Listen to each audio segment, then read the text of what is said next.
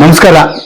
ನಾವೀಗ ಶಿಡ್ಲಘಟ್ಟ ತಾಲೂಕಿನ ಸಾದಲಿ ಗ್ರಾಮದ ಶ್ರೀ ನಾಗೇಶ್ ಅವರ ಮನೆಯಲ್ಲಿದ್ದೇವೆ.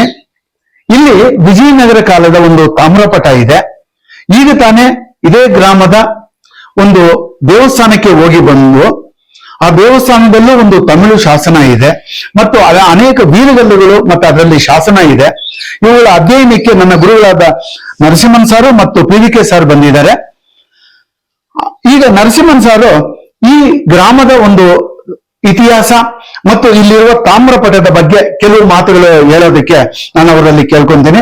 ನಮಸ್ಕಾರ. ಸಾದಲಿ ರಾಜ್ಯ, ಸಾದಲಿ ಸ್ಥಳ, ಸಾದಲಿ ಒಳಿತ ಇತ್ಯಾದಿ ಹೆಸರುಗಳನ್ನ ನಾವು ನಮ್ಮ ಇತಿಹಾಸದಲ್ಲಿ ಗುರುತಿಸಿಕೊಂಡು ಬಂದಿದ್ದೇವೆ. ವಿಶೇಷವಾಗಿ ವಿಜಯನಗರದ ಅರಸರ ಕಾಲದಲ್ಲಿ ಈ ಸಾದಲಿ ಒಂದು ಪ್ರಖ್ಯಾತವಾಗಿರತಕ್ಕಂಥ ಒಂದು ಪ್ರಸಿದ್ಧವಾಗಿರತಕ್ಕಂಥ ಸ್ಥಾನವಾಗಿತ್ತು, ಸ್ಥಳವಾಗಿತ್ತು ಅಂತನ್ನೋದು ನಮಗೆ ಶಾಸನಗಳನ್ನು ಕೂಡ ತಿಳಿಸಿಕೊಡ್ತದೆ. ಹೀಗಾಗಿ ಸಾದಲಿ ಅಂತನ್ನೋದು ಸುಮಾರು 9ನೇ ಶತಮಾನಕ್ಕೆ ಕಾಲಕ್ಕೇನೆ ಇದು ಪ್ರಸಿದ್ಧಿಯನ್ನ ಪಡೆದಿತ್ತು. ಇಲ್ಲಿ ಗಂಗರು, ನೊಳಂಬರು, ಚೋಳರು, ಹೊಯ್ಸಳರು ಮತ್ತೆ ವಿಜಯನಗರದ ಅರಸರು ವಿಶೇಷವಾಗಿ ಇವರೆಲ್ಲರೂ ಕೂಡ ತಮ್ಮ ಒಂದು ಇತಿಹಾಸವನ್ನ ಬಿಟ್ಟು ಹೋಗಿದ್ದಾರೆ, ನಮಗೆ ಅದನ್ನ ಕೊಟ್ಟಿದ್ದಾರೆ. ಸಾದಲಿಯಲ್ಲಿ ವಿಶೇಷವಾಗಿ ನಾವು ನೋಡ್ತಾ ಇರ್ತಕ್ಕಂಥದ್ದು 2 ಪ್ರಧಾನವಾಗಿರತಕ್ಕಂಥ ದೇವಾಲಯಗಳು. ಒಂದು ದೇವಾಲಯವನ್ನ ಇವತ್ತು ನಾವು ಸಾದಲಮ್ಮ ಅಂತ ಕರಿತಿದ್ದೀವಿ, ಹೇಗೆ ಕೋಲಾರಮ್ಮ ಅಥವಾ ಹಾಸನಾಂಬ ಅಂತ ಹೇಳ್ತೀವೋ ಹಾಗೆ ಈಕೆಯನ್ನ ಕೂಡ ಸಾದಲಮ್ಮ ಅಂತ ಕರೀತಿದ್ದಾರೆ. ಇನ್ನೊಂದು ದೇವಸ್ಥಾನ ತುಂಬಾ ಪ್ರಸಿದ್ಧವಾಗಿರತಕ್ಕಂಥದ್ದು ಈ ಊರಿನಲ್ಲಿ ವಿಜಯನಗರದ ಅರಸರ ಕಾಲದಲ್ಲಿ, ಅದು ಚೆನ್ನಕೇಶವನ ದೇವಾಲಯ. ಇದನ್ನ ಪೆದ್ದಗುಡಿ ಅಂತಾನು ಕೂಡ ನಮ್ಮ ಸ್ಥಳೀಯರು ಕರೆದುಕೊಂಡು ಬರ್ತಾರೆ. ಸಾದಯ್ಯ ಅಂತನ್ನೋ ಒಬ್ಬ ವ್ಯಕ್ತಿಯ ಹೆಸರು, ಹಾಗೇನೆ ಸಾದೇಶ್ವರ ಶಿವಾಚಾರ್ಯ ಅಂತನ್ನೋ ಒಬ್ಬ ವ್ಯಕ್ತಿ, ಆತ ಹೇಗೆ ಒಂದು ದೇವಾಲಯವನ್ನ ಕಟ್ಟಿಕೊಂಡಿದ್ದ ಮತ್ತು ಆತನಿಗೋಸ್ಕರವಾಗಿ ಒಂದು ಬಾವಿಯನ್ನ ನಿರ್ಮಾಣ ಮಾಡಿಸಿದ್ರು ಅಂತನ್ನೋ ಒಂದು ಶಾಸನವನ್ನ ಕೂಡ ನಾವು ಇವತ್ತಿಗೆ ನಮಗೆ ಸುಮಾರು 1200 ವರ್ಷಗಳ ಚರಿತ್ರೆಯನ್ನ ತಿಳಿಸಿಕೊಡ್ತಾ ಇದೆ. ಸಾದಲಿಯ ಚರಿತ್ರೆಯನ್ನ ತಿಳಿಯಲಿಕ್ಕೆ ನಮಗೆ ಕನ್ನಡ, ತಮಿಳು, ದೇವನಾಗರಿ ಮುಂತಾಗಿರತಕ್ಕಂತಹ ಭಾಷೆಗಳಲ್ಲಿರತಕ್ಕಂಥ ಲಿಪಿಯಲ್ಲಿರತಕ್ಕಂತಹ ಶಾಸನಗಳು ಸಿಗ್ತಾ ಇದೆ. ವಿಶೇಷವಾಗಿ ಸಾದಲಮ್ಮನ ಗುಡಿಯ ಹತ್ತಿರ ಇರತಕ್ಕಂಥ ವೀರಗಲ್ಲುಗಳು, ಅಲ್ಲಿ ಇರತಕ್ಕಂಥ ನೊಳಂಬರ ಕಾಲದ ಒಂದು ಕನ್ನಡದ ಭಾಷೆ, ಇದನ್ನ ಲಿಪಿಯನ್ನ ಕೂಡ ನಾವು ಗಮನಿಸಬಹುದು. ತದನಂತರದಲ್ಲಿ ಚೋಳರ ಕಾಲದಲ್ಲಿ ಪಿಡಾರಿಯಾರ್ ಅಂತ ಹೇಳಿ ಆ ಸಾದಲಮ್ಮನಿಗೆ ಇದ್ದಂತ ಹೆಸರನ್ನ ನಾವು ಕಾಣ್ತಿದ್ದೇವೆ. ನಾವು ಚೋಳರು ವಿಶೇಷವಾಗಿ ದೇವಾಲಯಗಳ ಗೋಡೆಗಳ ಮೇಲೆ ಶಾಸನಗಳನ್ನ ತಮಿಳಿನಲ್ಲಿ ಬರೆಸೋದು. ಇವತ್ತು ನಾವು ನೋಡಿರ್ತಕ್ಕಂಥ ನನ್ನ ಜೊತೆಯಲ್ಲಿ ಇರ್ತಕ್ಕಂಥ ಡಾಕ್ಟರ್ PV ಕೃಷ್ಣಮೂರ್ತಿಯವರು ಮತ್ತೆ ಧನ್ಪಾಲ್ ಅವರು, ನಾವೆಲ್ಲರೂ ಕೂಡ ಹೋಗಿ ಅಲ್ಲಿ ನೋಡಿರ್ತಕ್ಕಂಥ ಶಾಸನವನ್ನ 1043 ಅಂತ ಹೇಳಿ ನಮ್ಮ ತಮಿಳು ಇತಿಹಾಸಕಾರರು ಹೇಳ್ತಾರೆ. ಹೀಗಾಗಿ 9ನೇ ಶತಮಾನದಲ್ಲಿ ಕನ್ನಡದ ಭಾಷೆ ಇದ್ದದ್ದು, ತದನಂತರ ತಮಿಳು ಲಿಪಿ ಭಾಷೆಗೆ ಬಂದದ್ದು, ಅದಾದ ಮೇಲೆ ಹೊಯ್ಸಳರ ಕಾಲದಲ್ಲಿ, ವಿಜಯನಗರದ ಕಾಲದಲ್ಲಿ ಇದು ನಮಗೆ ಕನ್ನಡದ ಶಾಸನಗಳನ್ನ ನಾವು ಈ ಸಾದಲಿಯಲ್ಲಿ ಗುರುತಿಸಿಕೊಂಡು ಬಂದಿದ್ದೇವೆ. ಇಂತಹ ಸಾದಲಿ ವಿಶೇಷವಾಗಿ ಇದು ನಾಗಣ್ಣ ಒಡೆಯರ ವಶದಲ್ಲಿ ಇತ್ತು. ಯಾರನ್ನ ನಾವು ತೆಪ್ಪದ ನಾಗಣ್ಣ ಒಡೆಯರು ಅಂತ ಕರ್ತೇವೆ, ಆ ತೆಪ್ಪದ ನಾಗಣ್ಣ ಒಡೆಯರ ಮಗ ದೇಪಣ್ಣ ಒಡೆಯರು ಅಂತಕ್ಕಂಥವ್ರು, ಪುನಃ ಆ ದೇಪಣ್ಣ ಒಡೆಯರ ಮಗ ಇನ್ನೊಬ್ಬ ನಾಗಣ್ಣ ಅಂತಕ್ಕಂಥ, ಅಂದ್ರೆ ಆ ಮೊಮ್ಮಗನ ಕಾಲದಲ್ಲಿ ಸಾದಲಿಗೆ ಸಮೀಪದಲ್ಲಿ ಇರತಕ್ಕಂತಹ ಒಂದು ದೇವಾಲಯವನ್ನ ಗಡಿದಮ್ಮಂತ ಒಂದು ಸ್ಥಳದಲ್ಲಿರ್ತಕ್ಕಂಥ ತಿರುಮಲನಾಥ ದೇವಾಲಯವನ್ನ ಕಟ್ಟಿರ್ತಕ್ಕಂಥದ್ದನ್ನ ಗುರುತಿಸ್ತೀವಿ. ಹೀಗಾಗಿ ಸಾದಲಿ ತನ್ನ ಸುತ್ತಲೂ ಕೂಡ ಈ ಇತಿಹಾಸದ ಅನೇಕ ಚಹರೆಗಳನ್ನ, ಈ ಇತಿಹಾಸದ ಅನೇಕ ಲಕ್ಷಣಗಳನ್ನ ಅದು ಹೊಂದಿರತಕ್ಕಂಥದ್ದು. ಇಂತಹ ಶಿಲಾಶಾಸನಗಳ ಜೊತೆಗೆ ಮತ್ತೊಂದು ಪ್ರಮುಖವಾಗಿರತಕ್ಕಂಥ ವಿಶೇಷವಾಗಿರ್ತಕ್ಕಂಥ ಅಂಶವನ್ನು ನಾವು ಗಮನಿಸಬೇಕು. ನಮ್ಮ ಶಾಸನಗಳನ್ನೆಲ್ಲವನ್ನ ಕೂಡ ಶಿಲೆಯ ಮೇಲೆ ಮತ್ತು ಲೋಹದ ಮೇಲೆ ಬರಿತಾ ಇದ್ವಿ. ಆ ಲೋಹದ ಶಾಸನಗಳು ನಮಗೆ ತಾಮ್ರಪಟಗಳ ರೂಪದಲ್ಲಿ ನಮಗೆ ಸಿಗ್ತಾ ಇದೆ. ನಮಗೆ ಇವತ್ತಿನ ದಿವಸ 100 ಅಲ್ಲ, ಬಹುಶಃ 1000ಕ್ಕೂ ಸಮೀಪ ಇರತಕ್ಕಂಥ ಶಾಸನಗಳು, ಗಂಗರ ಕಾಲದ ಶಾಸನಗಳು ವಿಶೇಷವಾಗಿ, ಹಾಗೇನೆ ನಮಗೆ ವಿಜಯನಗರದ ಅರಸರ ಕಾಲದ ಶಾಸನಗಳು, ತಾಮ್ರಪಟದ ಶಾಸನಗಳು ಸಿಗ್ತಾ ಇದೆ. ಇಲ್ಲಿ ನಾವು ಯಾರು ನಮ್ಮ ನಾಗೇಶ್ ಅವರಿದ್ದಾರೆ, ಯಾರು ಶಿಕ್ಷಕರಾಗಿದ್ದಾರೆ, ಮತ್ತೆ ಅವರ ಶ್ರೀಮತಿಯವರು ಶಿಕ್ಷಕರಾಗಿದ್ದಾರೆ, ಮಕ್ಕಳು ತುಂಬಾ ಒಳ್ಳೆಯ ವಿದ್ಯಾಭ್ಯಾಸವನ್ನ ಪಡಿತಾ ಇದ್ದಾರೆ. ಅವರ ಮನೆಯಲ್ಲಿ ವಿಜಯ್ ಕುಮಾರ್, ಪಿ ವಿ ಕೃಷ್ಣಮೂರ್ತಿ ಅವರು, ನಾನು, ನಮ್ಮ ಧನ್ಪಾಲು ಮತ್ತು ನಮ್ಮ ವಿಡಿಯೋ ಮಾಡ್ತಾ ಇರ್ತಕ್ಕಂಥ ತ್ಯಾಗರಾಜ್ ಎಲ್ರೂ ಕೂಡ ಇದ್ದೇವೆ. ನಾವು ನೋಡ್ತಾ ಇದ್ದೇವೆ ಇಲ್ಲಿ ಒಂದು ಪ್ರಿಯವಾಗಿರತಕ್ಕಂತಹ ಒಂದು ತಾಮ್ರಪಟವನ್ನು ನೋಡಿ. ಈ ತಾಮ್ರಪಟ 3 ಹಲಗೆಗಳನ್ನ ಹೊಂದಿರತಕ್ಕಂಥದ್ದು. ಇದರ ಮೇಲೆ ನಾವು ವರಾಹನ ಮುದ್ರೆಯನ್ನ ಕಾಣ್ತಿದ್ದೇವೆ. ನಾವು ಯಾವ ವರಾಹನ ಮುದ್ರೆಯನ್ನ ವಿಜಯನಗರದ ತಾಮ್ರಪಟಗಳ ಮೇಲೆ ಕಾಣ್ತೀವಿ. ಆ ವರಾಹನ ಜೊತೆಗೆ ಸೂರ್ಯಚಂದ್ರರನ್ನ, ಕಠಾರಿಯನ್ನ ಇತ್ಯಾದಿ ಎಲ್ಲವನ್ನೂ ಕೂಡ ಹಾಕಿರ್ತಾರೆ. ಇಲ್ಲಿ ಕಾಣ್ತಾ ಇರ್ತಕ್ಕಂಥ ವರಾಹದ ಮೇಲೂ ಕೂಡ ಅಕ್ಕಪಕ್ಕದಲ್ಲಿ ನಾವು ಸೂರ್ಯಚಂದ್ರ ಇರ್ತಕ್ಕಂಥದ್ದನ್ನ ಗುರುತಿಸಬೇಕು.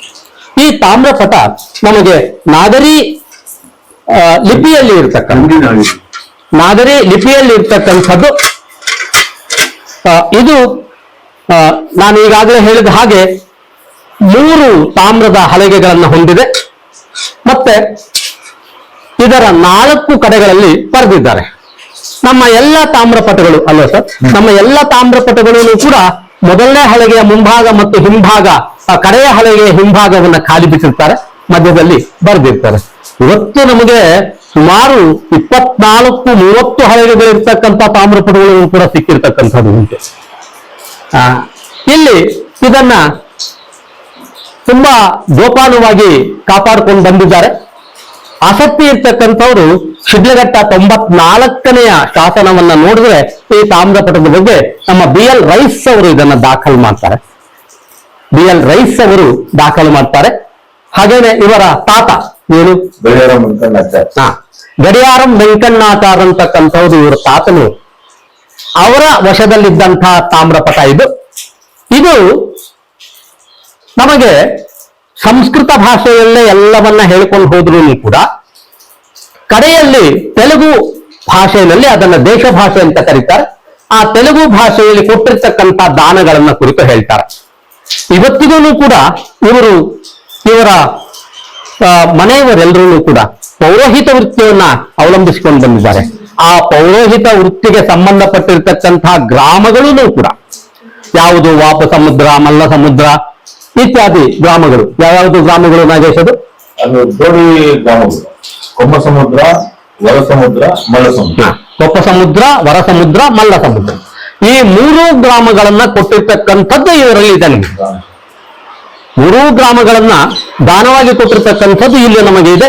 ಹೀಗಾಗಿ ಇದನ್ನ ನಾವು ಈ ತಾಮ್ರಪಟವನ್ನ ಇಂದಿಗೂ ಕೂಡ ಅವರು ಕಾಪಾಡಿಕೊಂಡು ಬಂದಿದ್ದಾರೆ ಅಂತಂದ್ರೆ ಇವರ ಮನೆತನದವರು ಹೇಗೆ ತಮ್ಮ ಇವರ ತಾತ ಅಥವಾ ಅವರ ಮುತ್ತಾತನ ಕಾಲದಿಂದಲೂ ಕೂಡ ಈ ವೃತ್ತಿಯನ್ನ ಅವಲಂಬಿಸಿಕೊಂಡು ಬಂದಿದ್ದಾರೆ. ಈ ತಾಮ್ರಪಟ ನಮಗೆ ಅದಕ್ಕೆ ನಿದರ್ಶನವಾಗ್ತದೆ. ಇಂತಹ ನೂರಾರು ತಾಮ್ರಪಟಗಳು ನಮಗೆ ಲಭ್ಯವಿದೆ. ಕನ್ನಡದ ಲಿಪಿಯಲ್ಲಿ ಬರೆದಿರ್ತಕ್ಕಂಥ ತಾಮ್ರಪಟಗಳನ್ನು ಕೂಡ ನಮ್ಮಲ್ಲಿ ಇದೆ, ಇಲ್ಲ ಅಂತೇನಲ್ಲ. ಆದರೆ ಸಾಮಾನ್ಯವಾಗಿ ವಿಜಯನಗರದ ಅರಸರ ಕಾಲದಲ್ಲಿ ವಿಶಿಷ್ಟವಾಗಿ ನಮಗೆ ತಾಮ್ರಪಟಗಳು ಸಿಗ್ತವೆ.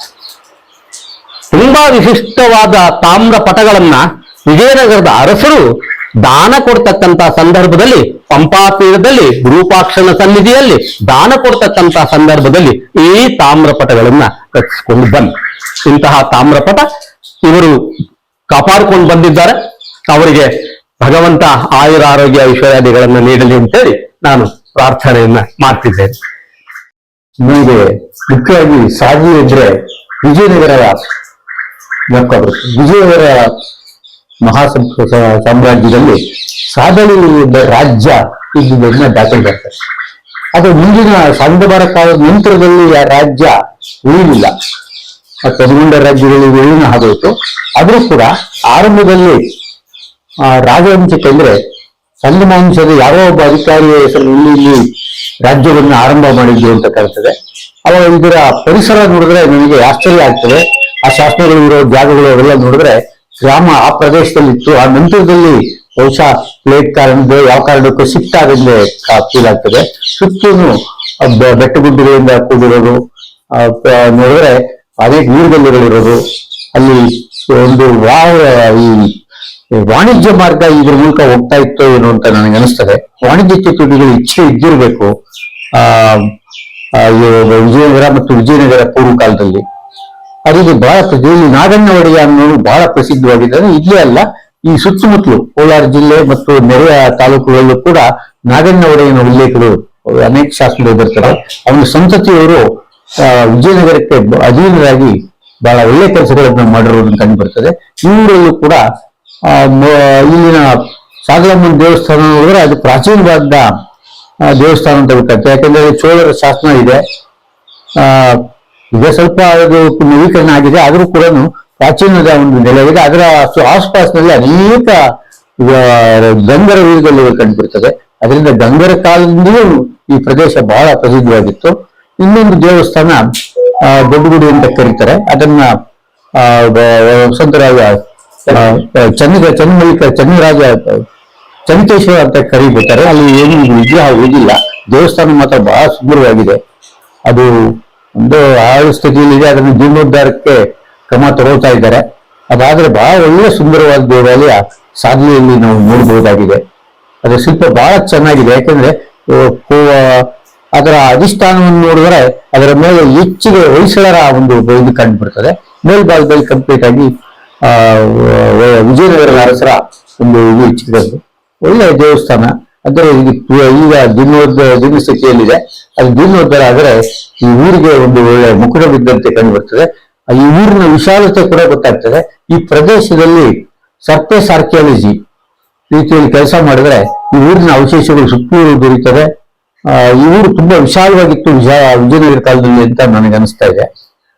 ಇಂಥ ಒಂದು ಪ್ರಮುಖವಾದ ಸ್ಥಳಕ್ಕೆ ಇವತ್ತು ಭೇಟಿ ನೀಡಿರೋದು ನನಗೆ ತುಂಬಾ ಸಂತೋಷವನ್ನು ನೀಡಿದೆ. ನಾನು ಶಾಸನಗಳನ್ನು ಅಧ್ಯಯನ ಮಾಡುವಾಗ ಸಾಧನೆ ರಾಜ್ಯ, ಅದರ ಶಾಸನಗಳು, ಅದರ ಪ್ರಭಾವ ಕಂಡು ಬರ್ತಾ ಇತ್ತು. ಪ್ರತ್ಯಕ್ಷವಾಗಿ ನೋಡೋದಕ್ಕೆ ಸಾಧ್ಯ ಆಯಿತು. ಇಂತಹ ಒಂದು ಒಳ್ಳೆಯ ಅವಕಾಶವನ್ನು ಕಲ್ಪಿಸಿಕೊಟ್ಟಂತಹ ನನ್ನ ಮಿತ್ರರಾದ ಧನ್ಪಾಲ್ ಮತ್ತೆ ನರಸಿಂಹನ್, ಅದು ಈ ಊರಿನ ನಾಗೇಶ್ ಅವರಿಗೆ ನನ್ನ ವಂದನೆಗಳನ್ನು ತಿಳಿಸ್ತೇನೆ.